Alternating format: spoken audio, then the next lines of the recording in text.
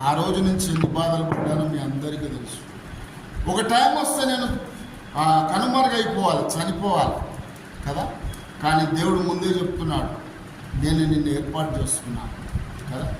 ఆ టైంలో నాకు ఎన్నో వాగ్దానాలు చేశాడు. నీ నిమిత్తము రూపించబడుతున్న ఏ ఆయుధము వర్ధిల్లదని చెప్పాడు. అంటే నీ మీద ఏదైనా టార్గెట్ జరిగితే దాన్ని నేను తప్పించేస్తా. ఏ ఆయుధము వర్ధిల్లదు. ఎన్నో రకాలు ఈరోజు కనుమరుగైపోయి ఈరోజు భూమి మీద లేని పరిస్థితి అన్నమాట.